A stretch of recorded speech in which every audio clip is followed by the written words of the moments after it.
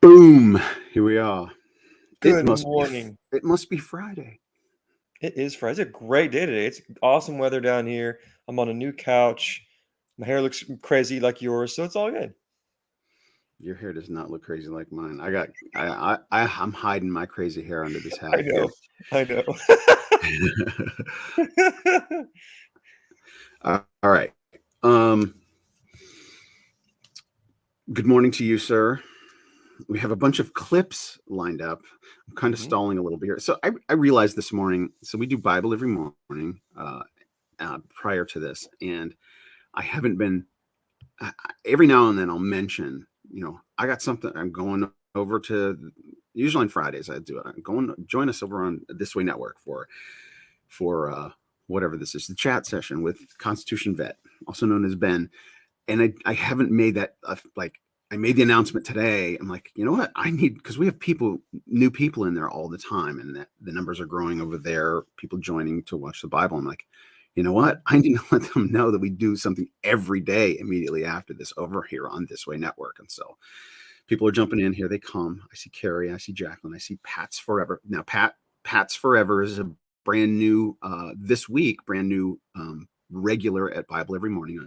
Somebody who found me through Sweet Home Maricopa. So people that want more, like people seem to be attracted to my shtick on Sweet Home Maricopa, my personality, I guess, talking about politics. I mean, I'm sincerely, it's not really a shtick. I'm sincere about what I do there, but that's my larger audience. But people who press in and are curious about what else is going on, what they come to Bible Every Morning, and now they come to This Way Network.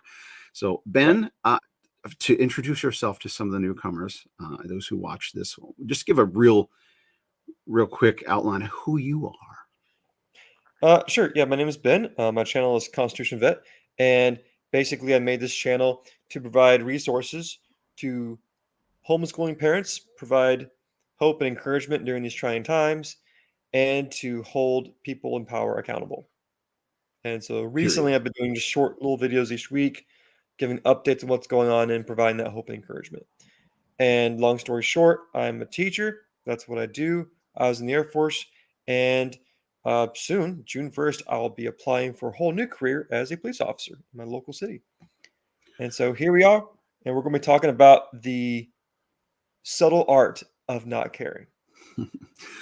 I didn't see the thumbnail for this episode. Is Elon on the thumbnail? Oh, yeah. Well, okay. Yeah, he is actually. Yeah. All right, good. Yeah. So, well, there's several clips, and I'm going to kind of let you lead where this goes from here, and I'll chime in as I am wont to do. But good morning to everyone in the comment section. Good to see you all. All right, Ben, take it away. Here we go. 4 words.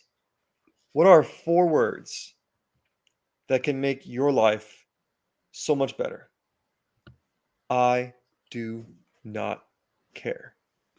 I had a rendition of that formulating in my head. I was going to say, I just don't care, but don't is a conjunction. I do not 8 words, and I'm all yours. I don't care. I don't care. And then recently, Elon Musk, a very complex figure. Let me be honest about that. I don't agree with him on every decision that he makes, but I got to give credit where credit's due. And recently, he was on a CNBC interview where he said the quiet part out loud. Is this that one that's been going, kind of, everybody's been talking about it? Yes. Good.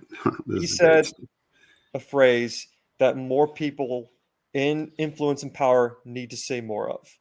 I don't care. And this first clip that we got here is Elon doing just that. All right. Whenever you're ready. Pretty big deal. There was Twitter and others engaged in active suppression of information that was relevant to the public. Tweets, because it comes up a lot. Even today, it came up in anticipation of this. I mean, you do some tweets that seem to be, or at least give support to some who would call others conspiracy theories. Well, yes, but I mean, honestly, some of these conspiracy theories have turned out to be true. Which ones? Well, like the Hunter Biden laptop. That's true. Yeah. Yeah. So, you know, that was a pretty big deal. There was Twitter and others engaged in active suppression of information that was relevant to the public. That's a terrible thing that happened. That's election interference. But how do you make a choice? You don't see, I mean, in terms of when you're going to engage. I mean, for example, even today, Elon, you tweeted this thing about George Soros. Well, I'm looking for it because I want to make sure I quote it properly. But I mean, you know what you wrote. But you I basically. said it reminds me of Magneto. This is like, you know, calm down, people. This is not like made a federal case out of it. You also you said he wants to erode the very fabric of civilization, and Soros hates humanity. Like, when you do something like that, do you Yeah, I think that's true. That's my opinion. Okay, but why share it? Why share it? Especially, I mean, why share it when people who buy Teslas may not agree with you, advertisers on Twitter may not agree with you? Why not just say, hey, I think this? You can tell me, we can talk about it over there, you can tell your friends, but why share it widely? I mean, this is freedom of speech. I'm allowed to say what I want. You absolutely are, but I'm trying to understand why you do, because you have to know it's got it puts you in the middle of the partisan divide in the country. It makes you a lightning rod for criticism. I mean, do you like that? You know, people today saying he's an anti-Semite. I don't think you are. No, I'm definitely. I'm like a pro-Semite, if anything. I believe that probably is the case. Yes. But why would you even introduce the idea then that would be the case? I mean, look, we don't want to make this a George Soros interview. No, God, no. I don't want to at all. But what I'm trying, even came up though in the annual meeting. I mean, you know, do your tweets hurt the company? Are there Tesla owners who say, I don't agree with his political position because, and I know it because he shares so much of it?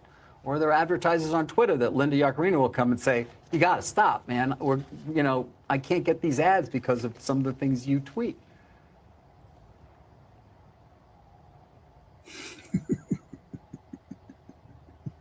This is great. Wait for it. This is great. Wait for it. I love You know, I'm reminded of there's a scene in The Princess Bride. Great movie. Great movie. Where he confronts the person who killed his father. And he says,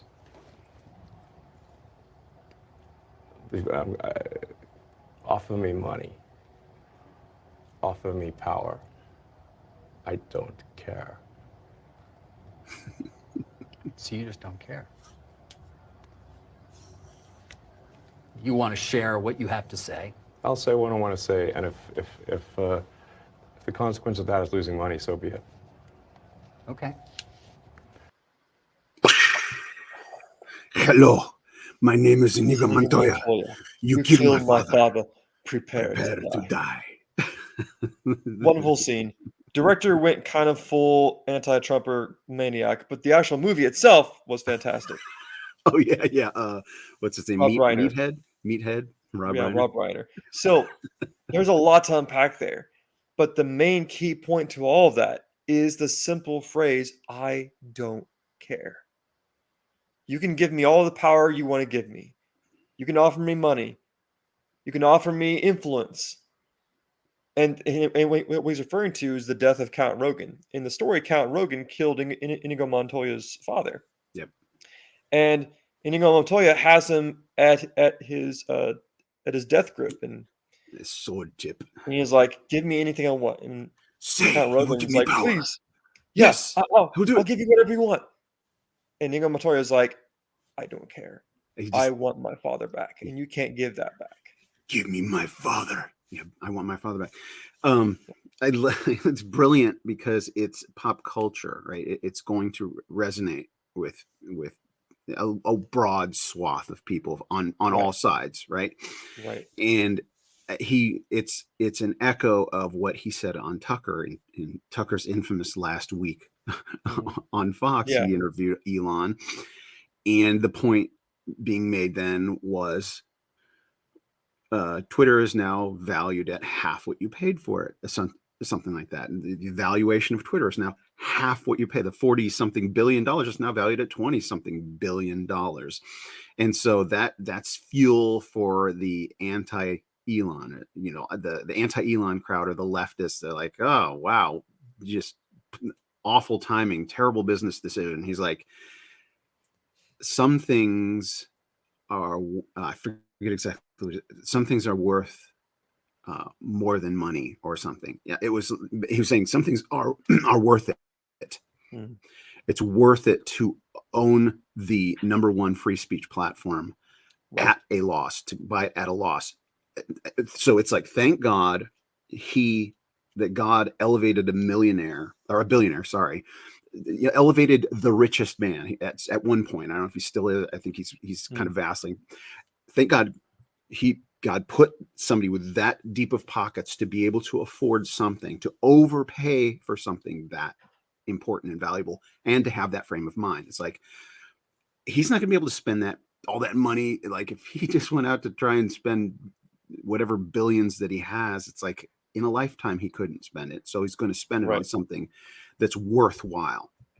And it's short-circuiting the logic of all his detractors, like this interviewer. Why would you say these things if it's going to hurt the bottom line? It's the same kind of thing we say to actors and athletes that side with the left. It's like, why would you alienate half of your audience by going into politics? Well, if it's about moral imperatives, right? It's one thing to pick a side that's trying to destroy culture. It's another thing to speak openly about restoring and protecting culture. And that's why he's just, I'm not swayed and cowed by what you think, or even my investors or my shareholders think. I am who I am because I think this way, right? He's not going to change who he is. It's just, he's going to speak his mind. And you know what? That's a great segue to the next clip that we have planned for today, which involves the shareholders. People who the legacy media thought would go against him. It didn't happen. Roll the clip. All right, joining us now, Tesla shareholder Bryn Talkington of Requisite Capital Management, also a CNBC contributor. It's good to see you. So Musk makes it clear to David that he doesn't care. Do you care? Well, I mean, I've seen the movie. I think David missed the point. I think viewers. So what he was saying, because in the movie, it's all about staying convicted to one's personal beliefs. And I think that, as we've all seen, Elon cares a tremendous amount about free speech. He uses free speech, and he thinks Twitter should be a platform for free speech. And he felt so strongly about that, he had to sell millions of shares to buy it. And so what he's saying is that I'm willing to sacrifice personal and economic gains in order to protect my own personal beliefs that I believe so heartedly in. That being said, he also believes in making money, and that's why he hired an expert in advertising, which would be Linda. And so I don't think it's not that he cares, it's that he does care so much about his strong viewpoints about free speech. Sure, but I mean, look, in fair, I don't think David missed the point at all. And that's all fine and good, what you say and what Musk himself suggests, but he still is the CEO of a publicly traded company in which you are an investor and have to decide whether that is bothersome to you, whether you think it's a distraction to you or to the share price, to the direction of the company, or frankly, anything else. I don't think that in aggregate, Tesla shareholders were or have been concerned by him expressing his opinion. I think what happened last year is when, he says, maybe in jest, I'm going to buy Twitter, and then he actually has to buy Twitter. And then the issue is like, what's going to happen? Is this going to be a drawn-out court case? How much Tesla shares is he going to have to sell? And that is really why you saw such a massive decline. But the stock bottomed out at, 110, got as high as 200, and then now has settled in. And so I think he's proven to everyone he can walk and chew gum at the same time. He's running about 5 different companies, and he has a great team underneath him. So I don't think that in aggregate, Tesla shareholders would say him tweeting is a distraction to what he's been able to just do globally across all these different companies that he's running. And you don't care, I mean, because, I think we can honestly say, CEOs expressing political beliefs, for example, I'm not sure has ever been as under fire as it appears to be now. in some corners of the political space, and whether it's a couple corners, some on the left and some on the right. So do you not have an issue with anything that the CEO of a company that you invest in ostensibly could tweet about? Well, of course, of course, there's a moral high ground in a way you want certain CEOs to act. But Elon is not just a CEO. He created these companies, right? So, I mean, he took Tesla, which was not doing well back in the early 2000s, took over and has made it into probably one of the most important companies in the world. And so I think you have to separate a founder CEO that's so rare, like Elon, which is like a Steve Jobs, which is like a Thomas Edison, from just some person that's sitting as a CEO that is not the founder of a company. But once again, Elon is a lightning rod. He is a brilliant, opinionated person that just like speaks his mind. And so clearly that will get into the crosshairs of many people. But to me, like in general, I think it's he's an important person, and it's a very important company that we have in America. And so I'm, very pro Tesla, very pro Elon in terms of what he's been able to accomplish in such a short amount of time across so many different important companies. That was beautiful. And that's another great example of how the legacy media, these old extinct Marxist dirtbags, try so hard to get you in a gotcha moment. They try so hard to say, yeah, but don't you care? I mean, aren't your feelings hurt? Don't you care about money? And she was like, no, I really don't care. Yeah, I mean, she did make an important point that this is Elon, right? This is a guy who's got the track record that can never be argued against, right? Right. It's like he's got a resume that will never ever be toppled or undone. It's like he could die in disgrace in some horrible way or something like that, and his legacy will outlive him. Right, what he has accomplished already in his short time here on Earth, and so it's like they hate him so much that they can't understand that public opinion doesn't matter to him, or Yeah. they think they're trying to wield this cudgel, popular opinion, or this large group of people, or people that have put money into your businesses. You're threatening all of them, and he's never, because he's never operated by I've got to make money, right? I don't see Elon Musk as a guy who's like, I got to figure out how to get rich.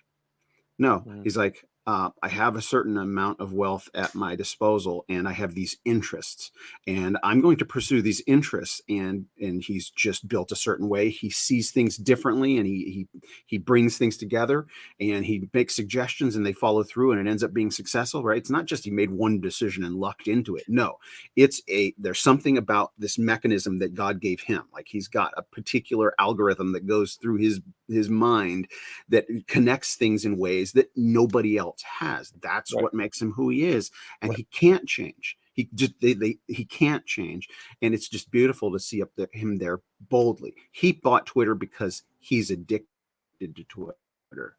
Mhm.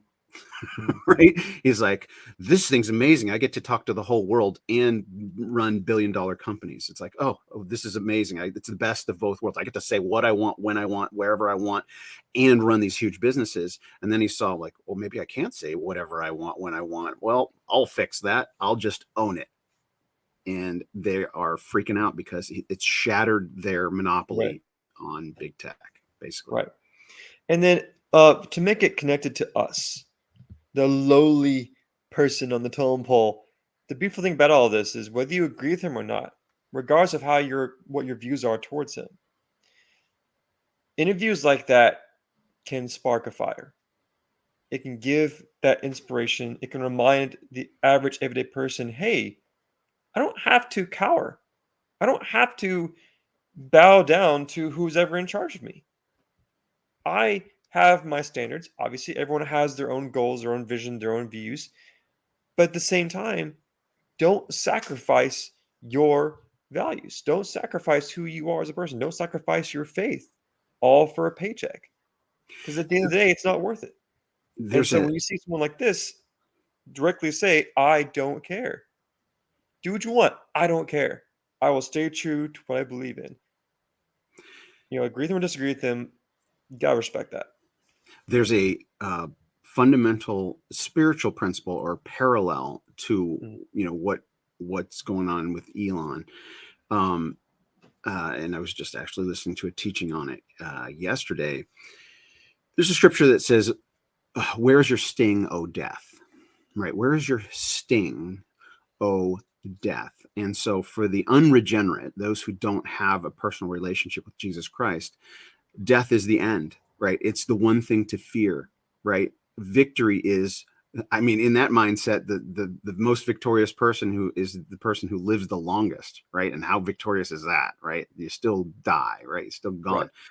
But where is your sting, O death, means that, we have eternal life. We are immortal. We stand on something that's unshakable, and so I will get in line to have my head chopped off, right? I will glad if I am given the ultimatum, stop talking about Jesus or get your head chopped off. I'm going to be in line to get my head chopped Right. off, willfully, Right. gladly, happily, joyfully. I will go to my death, and while I'm standing in line waiting for that guillotine to come down, I'll be saying, and Jesus this and Jesus that, and I'm about to go see him face to face, and you should all join me. Come on, let's go. And I put my neck down, and I'd still be talking as the blade falls, joyfully and happily. Where is your sting, O death? And that's what Elon has done in a parallel sense. He's taken their sting away. They're trying to get you, gotchas with all these, you're losing money. And what about the people? And they're trying to sting him. And he's like, I am who I am. I'm going to be who I am. And there's nothing you can do about it. Yep. And the peace that comes from that truth, it was what brings me peace. And we talked about this before. You can throw everything at me. You can say what you want. You can rain mountains down on me. I don't care. I'm at peace because I know that staying true to the truth, it's okay. It's going to be okay. Because at the end of the day, my number one focus every single day is to be more like Christ, to follow him. And then you have victory. Oh, death? Okay. And I love seeing the reactions of people all around you in your life that try to convince you otherwise, that try to say, yeah, but this, or wait, they're trying to comprehend it. They're trying to comprehend the peace that you exude. And when they just can't fathom it, they get all frustrated. And it's sad, but it's kind of funny too. It's like, That's I don't care. that's what makes you salty. That's literally what it is. Like, that's Right. the Right. saltiness, right? Right. And in even in the metaphorical sense, you sure are salty. It's like, it's the thing that grates against them. It's like, why is he so peaceful and tranquil and so confident? I'm like, that's the spirit of the Lord. Right. Drawing them, like they're literally drawing them to you. They think they're trying to attack you, but God's going, no. The more you try and attack this person, the more of me is exuded through them, and the more of me you get to encounter. So they're drawn like moths to the flame. What was that verse that you were saying before? Where's your sting, O death? Yeah. What's that? In what's that verse? Philippians. I think it's in Philippians. That's awesome. Let me look that up. I love that verse. All right, we have another clip, right? Yeah, we do actually. Yeah. I'll look it up for you while we watch this. But I mean, when you link to somebody who's talking about the guy who killed children in a mall in Allen, Texas, and you say something like it might be a bad psyop. I'm not quite sure what you meant, but in that particular case, there was somehow that's not that that obviously people were killed, but it was, I think, incorrectly ascribed to be a white supremacist action, and the evidence for that was some obscure Russian website that no one's ever heard of, that had no followers, and the company that found this is Bellingcat. Right. And do you know what Bellingcat does? PSYOPs. Right. I couldn't really even follow exactly what it was you were trying to express there, so that's in part why I was curious. I'm saying that I thought the ascribing it to white supremacy was bullshit, Okay.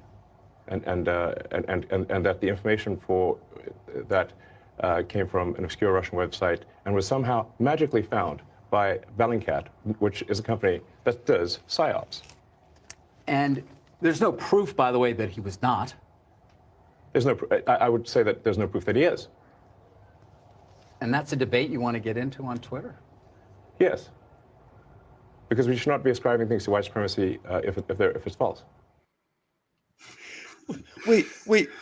You want to debate on a public virtual town square? Yes. All right, first of all, it's 1 Corinthians 15. Thank you. 55 through 57, one of my favorite chapters in the Bible. The only reason I thought it was Philippians is because the teacher that I was listening to was going through Philippians, but he was cross-referencing to 1 Corinthians when he mentioned that. Yeah, it's weird that this interviewer, I mean, because that's kind of the business that is the business I work in, TV news. Actually, the show I work on is a form. It's a news show. It's entertainment news, but that's the world I live in. And so, you have your hosts or your on-camera talents, or the designated people who are pretty enough or have enough clout or have somehow been assigned to be the one on camera asking the questions. And so for the most part, they're vacuous talking heads that, I shouldn't denigrate them, right? But they're not there for their intellect, right? They're not there for their rigorous academic credentials and critical thinking, right? They're just these talking heads that are told a bunch of stuff, and they have an earpiece in their ear, or they have the talking points, or like they're fed these things. And he's like, well, so you want to bring that up? Why would you want to bring that up? He's like, well, why? It's like people. There's a principle in life: is the first person to speak about a thing is seen as the authority, right? It's like the first person to, or like the first person, if you're in an argument, the first person to call 911, right? If you're in an actual conflict or something, the first person that calls 911 is the one that the police tend to favor. And so there's this strategy of, I know I'm in the wrong, but if I call 911 first, it'll give me an advantage over you or whatever. And so when somebody makes an assertion, and that's, the geniuses on the left, right? The tacticians on the left who want to spin the narrative will find some horrific thing, and they'll drop a factoid, a fake factoid, and it'll drive the narrative at the beginning, and everybody's going to forget about the rest, and they'll just remember that one thing. Right. And so for Elon to take it head on from his vantage point exposes that, right? It shows this is absolutely feels like a psyop, and here's all the evidence. And I love that the guy got confronted on that. I don't know what it. Absolutely. Yeah. Well, we got 1 minute left. Michael, what are some last words of wisdom to all of our brave patriots out there? Well, I always am wanting to encourage people, as my sign off goes on Sweet Home Maricopa. I try to end every video with God is in control. And it comes across, some people think, oh, that's trite, or it's, just cliche, or, but it's literally the character of God. It's one of his attributes, or it's his nature. He is sovereign. Right? Sovereign means everything is within his control, and he is doing something, and we are not.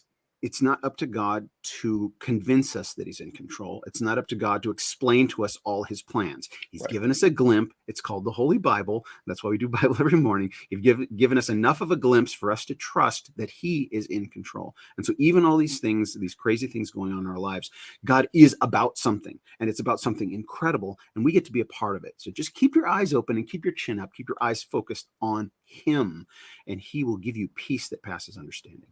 There. Absolutely. Never surrender, never submit.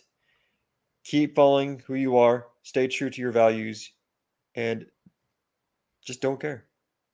And your life will be so much better. Good to see you, Ben.